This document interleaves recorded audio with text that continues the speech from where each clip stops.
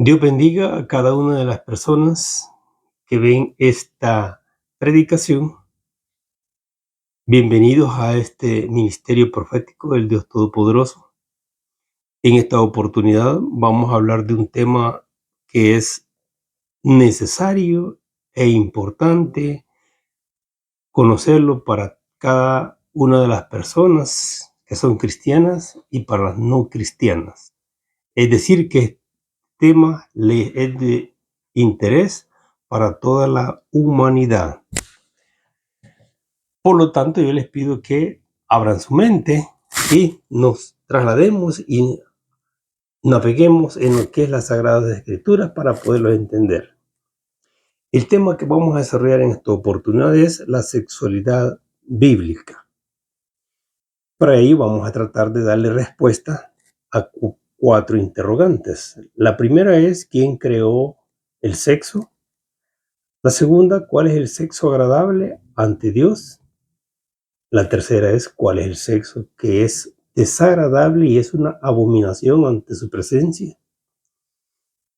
¿Y qué tenemos que hacer las personas cuando caemos en un pecado? Bien, vamos a leer la palabra del Señor. En el nombre del Padre, del Hijo y del Espíritu Santo.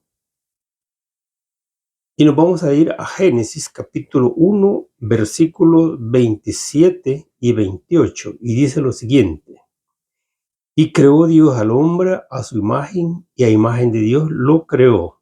Varón y hembra los creó. Y los bendijo Dios y les dijo: fructificad y multiplicaos, llenad la tierra y sojuzgadla. En el capítulo 2, versículo 18, dice lo siguiente: Y dijo Jehová Dios: no es bueno que el hombre esté solo, le haré una ayuda idónea para él.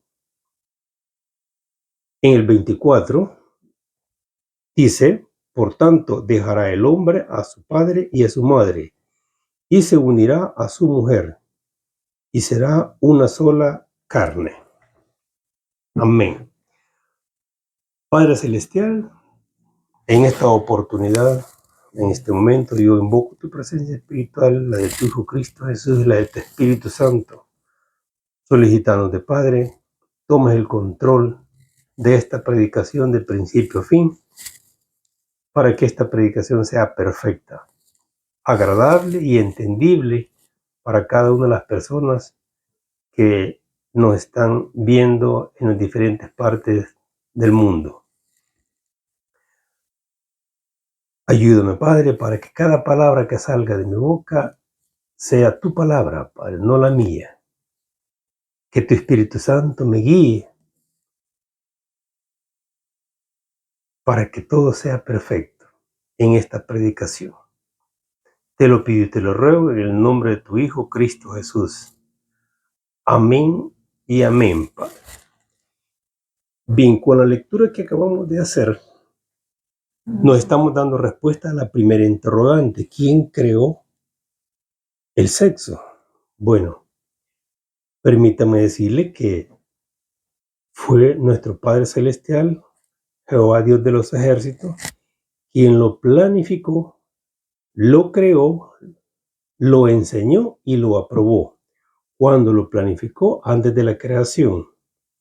Cuando lo crea, cuando creó al hombre y a la mujer, creó la pareja que era agradable ante sus ojos para que ellos se multiplicaran y llenaran la tierra, como le dice en el versículo 28. Y también él lo aprobó. ¿Cuándo aprueba Dios este acto? Acordémonos que al final de los sexto día de la creación, Dios dijo que él veía que todo lo que había creado era bueno. Por lo tanto, la creación del hombre y la mujer para él fueron buenas y perfectas. Ahora bien, vamos a tratar de darle respuesta a la segunda pregunta. ¿Cuál es el sexo agradable ante la presencia de Dios?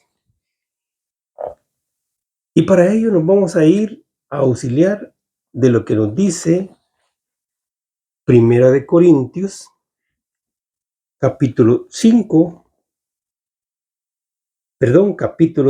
versículo del 1 al 5. Dice lo siguiente: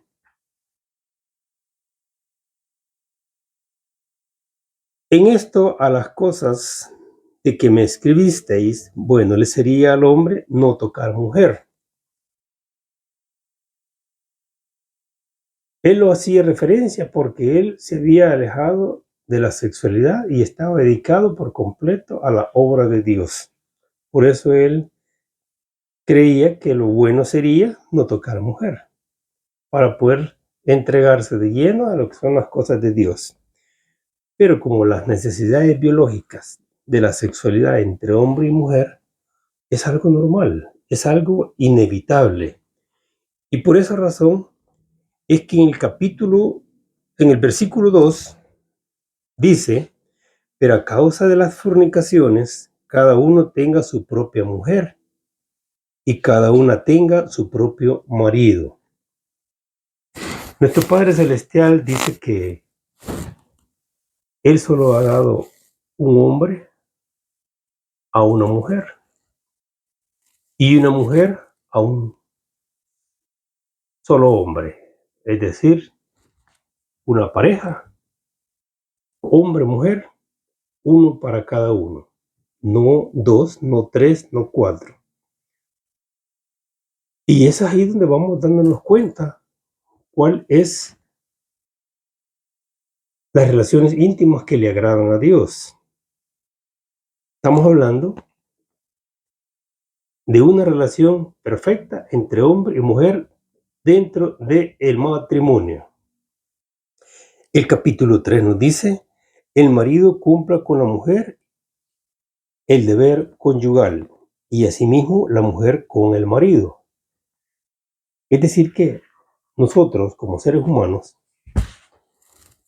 cuando formamos hogar con una persona, una de nuestras obligaciones es cumplir con el deber conyugal. Si alguien está fallando, pues tiene que buscar la forma de cómo cumplir con este deber entre la pareja. Porque aparte de eso, es una instrucción que recibe de nuestro Padre Celestial. Lo que estamos leyendo ahorita son los principios básicos que regulan la relación que es agradable ante Dios, la relación entre parejas, hombre y mujer, dentro de un matrimonio. El número 4 dice: la mujer no tiene potestad sobre su cuerpo, sino el marido, ni tampoco tiene el marido potestad sobre su propio cuerpo, sino la mujer. Cuando leímos allá en Génesis, vimos que Dios instruye que tanto el hombre como la mujer tienen que, en un momento dado de la vida, se van a alejar de sus padres y van a formar un hogar. Y que estas dos personas se van a integrar y van a formar una sola carne. Por esa razón acá ese versículo se relaciona con este, y en donde dice que el cuerpo el hombre ya no le pertenece a él, sino que a la persona que ha buscado como su esposa. De igual forma, el cuerpo de la esposa ya no le pertenece a ella, sino que le pertenece al marido. ¿Ok? El 5 nos dice: no os neguéis el uno al otro, a no ser por algún tiempo de mutuo consentimiento, para ocuparos sosegadamente en la oración.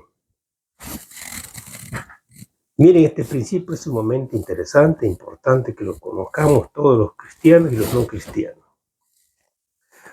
Cuando una pareja en su hogar, en su matrimonio, se niega a complacer a la otra, está cometiendo un grave error, porque con ello lo que está haciendo es abriendo la oportunidad para que, si el hombre se lo niega a la mujer, para que la mujer vaya a buscar a otra persona con quien satisfacer sus necesidades biológicas de sexo. Y si la mujer hace lo mismo, le niega al hombre satisfacer sus necesidades, entonces lo está empujando a la calle a buscar a otra persona para que tenga intimidad y satisfacer sus necesidades. Por eso es que Dios no se equivoca y dice en su palabra que no os neguéis el uno al otro. Bien, bajo este mismo contexto de lo que es la sexualidad agradable ante Dios, vámonos a Primera de Tesalonicenses, capítulo 4. Vamos a leer los versículos del 3 al 7. Dice lo siguiente: pues la voluntad de Dios es vuestra satisfacción. Está claro, ¿verdad?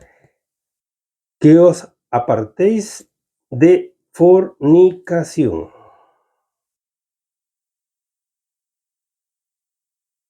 Leámoslo nuevamente. Dice, la voluntad de Dios es vuestra santificación. Que os apartéis de fornicación. Entonces, la voluntad de nuestro Padre es que seamos santos y que nos apartemos de la fornicación. Vamos a ver más adelante a qué se refiere. No en pasiones de concupiscencia, como los gentiles que no conocen a Dios. Estos placeres deshonestos entre la pareja. El 6. Que ninguno agravie ni engañe en nada a su hermano, porque el Señor es vengador de todo esto, como ya os hemos dicho y testificado. El 7 nos dice, pues no nos ha llamado Dios a inmundicia, sino a santificación. ¿Ok? Como podemos ver, ¿cuál es la voluntad de nuestro Padre Celestial? Que seamos santos, que tengamos una relación perfecta con nuestra pareja, que no entremos en pasiones desenfrenadas y que no tenemos que agraviar en nada a nuestro hermano.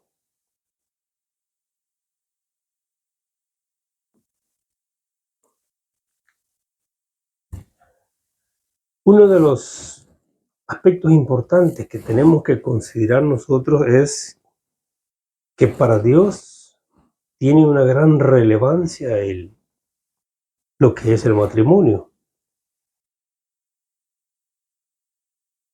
porque Él lo autorizó, Él lo creó. Y en Hebreos capítulo 13, versículo 4, hace referencia a este principio. Dice, honroso sea en todo el matrimonio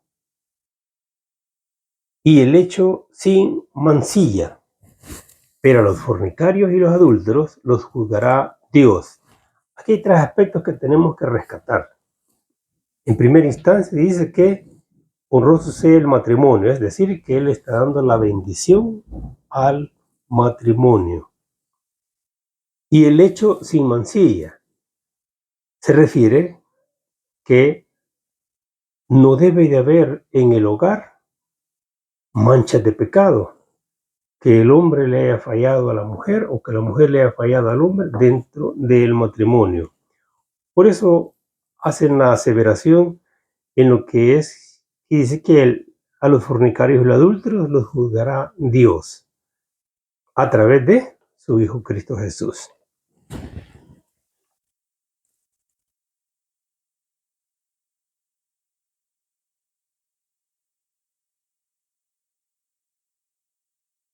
Como podemos ver, ya le dimos respuesta a cuál es la relación íntima que es agradable ante los ojos de Dios, y es la relación que existe entre un hombre y una mujer dentro del matrimonio. Ese es la unión perfecta que Dios bendice, porque no está haciendo referencia a las relaciones entre personas del mismo sexo. Eso para él está descartado. Por lo tanto, las relaciones íntimas entre personas del mismo sexo, eso agrada a Dios y los bendice. Él bendice los matrimonios, los hogares que están dentro de este parámetro. No así aquellos que no están dentro del matrimonio, como vamos a ver a continuación. Vamos a ver cuál es la sexualidad que es desagradable ante Dios.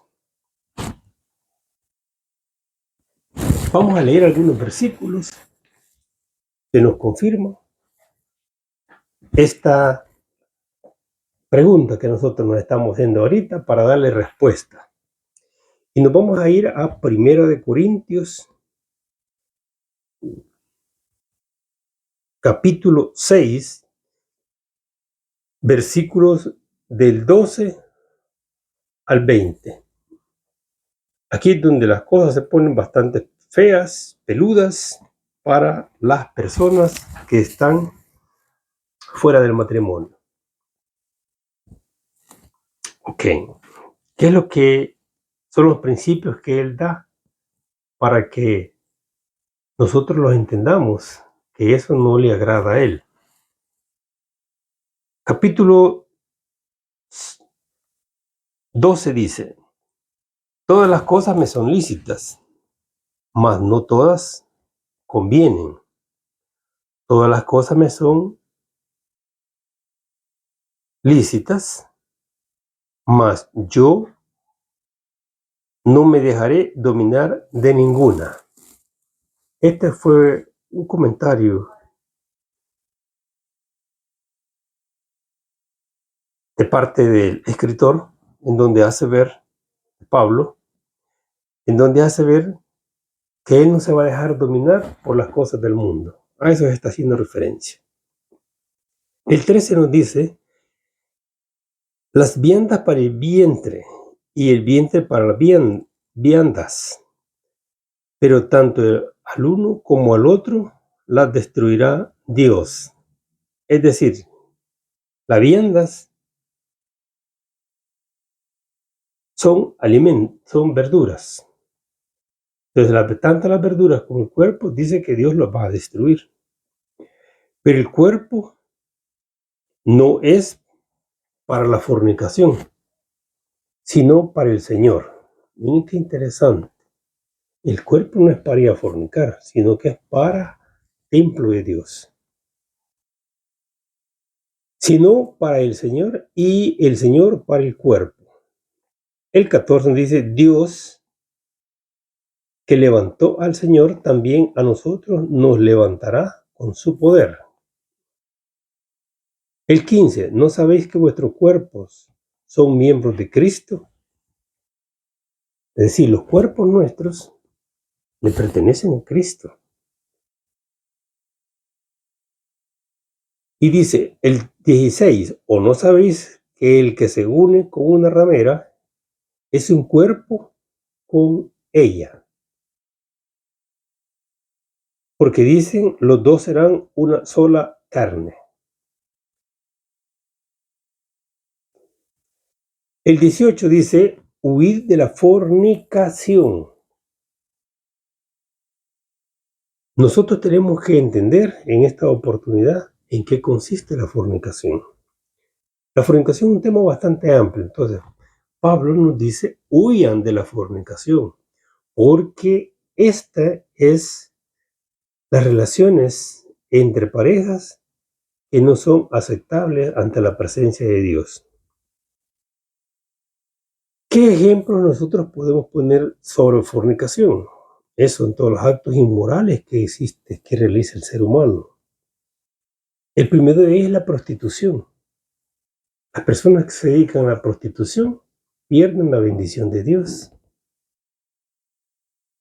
Y el hombre que se mete con una mujer prostituta, de igual forma, él absorbe todas las energías negativas que tiene esta persona, no digamos las enfermedades sexuales. Las relaciones sexuales prematrimoniales son aquellas parejas que andan de novios y tienen relaciones íntimas antes de llegar al matrimonio. Esto es fornicación. Está el adulterio, que es las relaciones sexuales que realizan una persona fuera del matrimonio estando casada, sea hombre o la mujer. El incesto es las relaciones sexuales que existen entre los familiares cercanos, es decir, hermanos con hermanos, padres con hijos, primos entre primos, las relaciones que hay sexuales que hay entre tíos, sobrinos. Entonces, ese es el incesto. Entonces, es una forma de fornicación. También tenemos la homosexualidad, las relaciones sexuales entre hombre y hombre. Ese es fornicar. La relación sexual que existe entre lesbianas, o sea, mujer con mujer. Entonces, cuando Pablo nos dice a nosotros huir de las fornicaciones, nos está diciendo que nos alejemos de todas estas formas de practicar las relaciones sexuales entre personas. Y hay uno que no se los he mencionado, es la relación entre seres humanos y animales. Hay personas que lo practican, entonces esa es la inmoralidad sexual, todo lo que acabamos de mencionar. Por lo tanto, Pablo nos advierte que nosotros debemos de huir de la fornicación. Teniendo claro ya lo que es este tema, vamos a leer el 19, que nos dice: ¿o ignoráis que vuestro cuerpo es templo del Espíritu Santo? Ok. Imagínense, eso es trascendental y grandísimo e importante. Nuestro cuerpo es templo del Espíritu Santo. Cuando nosotros como cristianos, como cualquier persona, entendamos que dentro del cuerpo de cada persona hay una parte incrustada de Dios. Hay una parte de ese ser espiritual que es Dios. Y eso lo podemos ver nosotros en Génesis capítulo 2, versículo 7, en donde afirman que Dios creó al hombre del polvo y que después sopló aliento de vida en sus narices. Cuando Dios hizo eso, depositó en el ser humano parte de su ser. Y eso mismo sucede cada vez que nace una persona. Dios le da aliento de vida a cada ser humano. Y en ese momento Él deposita parte de su ser dentro de las personas. Por esa razón es que Dios conoce cada secreto, conoce cada cosa que nosotros pensamos, conoce lo bueno y lo malo que hay en nuestras mentes y en nuestros corazones, porque Él está dentro de nosotros. Entonces tenemos que entender que el cuerpo del ser humano es templo de Dios, porque Dios habita dentro de nosotros. Cuando nosotros veamos a una persona, hombre o mujer, Y pensemos en esta afirmación de que Dios anda dentro de esa persona, nosotros vamos a ver al ser humano de diferente manera. Así que yo los invito para que comiencen a hacer los ejercicios de esa manera para que podamos acercarnos más a Dios.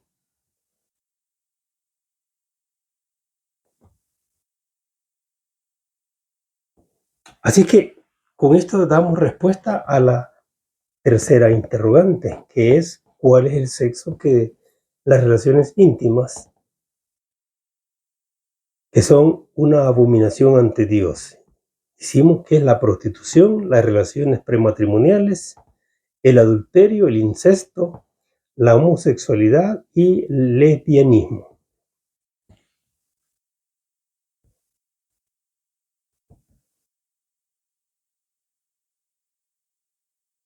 Ok, vamos a ir nosotros ahora a darnos respuesta a la siguiente interrogante, y es ¿qué hacer cuando una persona comete un pecado? Porque nosotros como seres humanos estamos inmersos en esta situación. Nosotros le podemos fallar a Dios en determinado momento. E incluso hay pastores, hay predicadores, hay sacerdotes. Está la iglesia también que en determinado momento le fallan a Dios. Y esas son pruebas que vienen en nuestro camino para ver qué tanto nosotros, qué tan fuerte es nuestra fe. Pero también la hace por el lado de la parte de los espíritus de maldad que hacen que las personas caigan en los pecados para alejarlos de Dios. Entonces, ¿qué nosotros tenemos que hacer cuando se da esa situación? Vamos a leer algunos versículos que nos van a ayudar a entender mejor esto. Y para ello nos vamos a ir a Primera de Juan, capítulo 1, versículo 9, que dice: si confesamos nuestros pecados, Él, a Dios, es fiel y justo para perdonar nuestros pecados y limpiarnos de toda maldad. Es decir, se nos está abriendo una puerta que cuando nosotros caigamos en un pecado de fornicación, tenemos que levantarnos. No tenemos que caer y decir, bueno, como ya pequé, hasta aquí llego con Dios. Él no espera eso. Es parte de una prueba para ver si la persona se levanta y busca nuevamente el camino hacia Dios. Entonces, por eso nos dice que nosotros tenemos que confesar nuestros pecados ante Dios y pedirle perdón y comprometernos que eso no va a volver a suceder. El peor error que puede cometer un cristiano es alejarse de Dios. Y eso es lo que no se debe de hacer. Eso es lo que Dios espera que no se haga, que nosotros nos alejemos de Él por una situación de este tipo. Todos estamos propensos a caer en un pecado de esto, pero nosotros tenemos que ser fuertes y pensar, ¿qué es más importante? ¿Un rato de placer o estar ante la presencia de Dios eternamente? Mira, un rato de placer. Nuestro Padre Celestial dice que el placer es de un momento, pero las consecuencias de ese momento pueden durar un día, un mes, un año, 10 años. Pueden durar las consecuencias de ese acto. Solo imaginemos de que la persona que lo realiza dice, no se van a dar cuenta, y se dan cuentas su familia, el hombre o la familia de la mujer. ¿Qué va a pasar? Van a destruir sus hogares. Por lo tanto, las consecuencias son graves. Por eso es que nosotros tenemos que meditar en caer en este tipo de errores. Pero lo más importante es, el ser humano solo tiene una vida de 70, 80 años. Es un lapso cortísimo en la vida. Pero la vida eterna es para siempre. Y la condenación eterna también va a ser para siempre. La salvación eterna ante la presencia de Dios, con todos los privilegios. Y la condenación eterna para siempre, estar día y noche bajo el tormento. Así es que, por eso es importante esto. El capítulo 2 del mismo Juan, primera de Juan, capítulo 2, versículo 1 nos dice: hijitos míos, estas cosas os escribo para que no pequéis, y si alguno hubiere pecado, abogado tenemos para con el Padre, a Jesucristo el justo. Significa esto que si nosotros reconocemos nuestros pecados ante Dios y le pedimos perdón, Cristo va a interceder ante la presencia del Padre para que ese pecado quede sin efecto, para que ese pecado sea perdonado, para que no vayamos a caer en lo que es la condenación eterna. Con esto quiero terminar con esta parte que me pareció muy interesante, en donde nuestro Padre Celestial hace referencia a la mujer y la ve con ojos de halago, la ve como algo hermoso que Él creó. Y en Proverbios capítulo 5, versículo 18 dice lo siguiente: sea bendito tu manantial. Aquí Dios le está hablando al hombre. Le dice, sea bendito tu manantial. Está haciendo referencia que el miembro varonil del hombre lo está dando una bendición. Y alégrate con la mujer de tu juventud. Nos está diciendo que nosotros tenemos que ser felices, tenemos que buscar la armonía con la persona, aquella que nos dio la juventud. Especialmente esto es para aquellas personas que ya tenemos nuestros años de estar en un hogar. Él nos dice que tenemos que alegrarnos con la persona de nuestra juventud, porque esa persona nos dio lo mejor de su vida. Porque el amor que nosotros tenemos que ir fortaleciendo en nuestras vidas, las personas que somos mayores, tenemos que fortalecer ese amor ya no por una apariencia física, sino que por las cualidades que tiene aquella persona. Recordemos que nadie es perfecto y no esperemos que nuestra pareja sea perfecta. Todos tenemos defectos, pero tenemos que eso hacer a un lado y ver las virtudes grandes que tiene esta persona.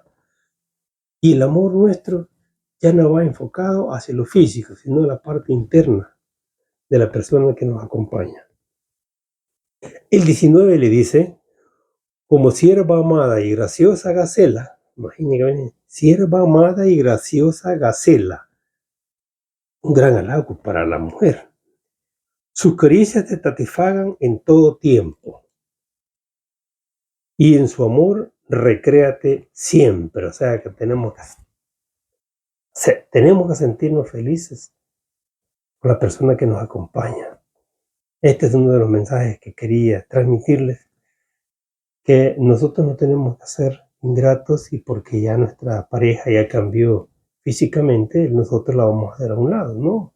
Cada vez tenemos que amarla mucho más, independientemente si ella tiene cosas negativas. Busquemos el lado positivo a las personas. En conclusión, podemos decir Y con esto cierro. Podemos decir que las relaciones sexuales son agradables ante los ojos de Dios siempre y cuando estas relaciones sean entre hombre y mujer dentro de un matrimonio. Pero todas aquellas relaciones que se practican dentro de este principio, dentro de este parámetro, son relaciones sexuales que no son aceptadas por Dios. Yo considero que, y lamentablemente, que el 90% de los seres humanos que se van a condenar y que van a ir al castigo eterno va a ser por este tema, por el tema de la sexualidad que no es grata ante la presencia de Dios. Entonces, para nosotros tenemos que considerar este tema, tomarlo con madurez y no le tengamos miedo. Lastimosamente hay muchas parejas, hogares que están dentro del matrimonio que rompen su relación creyendo que las relaciones sexuales entre la pareja los alejan de Dios. Y es todo lo contrario. Las relaciones íntimas dentro del matrimonio son bendecidas por Dios. Así es que los que ya lo hicieron, ya rompieron sus hogares, regresen con su pareja. No es tarde. No están ofendiendo a Dios con esa relación, al contrario, Él los va a bendecir. Pero si estamos fuera del matrimonio teniendo relaciones sexuales, eso sí, desagrada a Dios y ocasiona que caiga sobre nosotros, en lugar de caer bendiciones, caigan maldiciones. Espero que este tema sea agradable para ustedes, comprensible, y ya no veamos las relaciones íntimas entre parejas de esa forma como nos lo han planteado. Es malo ante los ojos de Dios, no es así. Ya tiene los parámetros que agrada y qué es lo que no agrada a nuestro Padre Celestial en la parte de la sexualidad. Y la Biblia habla de esto.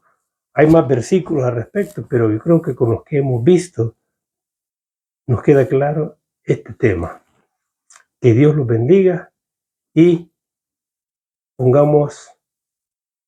analicemos cada uno de los versículos. Yo les sugiero que los vuelvan a leer, que los analicen y van a ver las grandes maravillas que nuestro Padre Celestial ha preparado para la humanidad.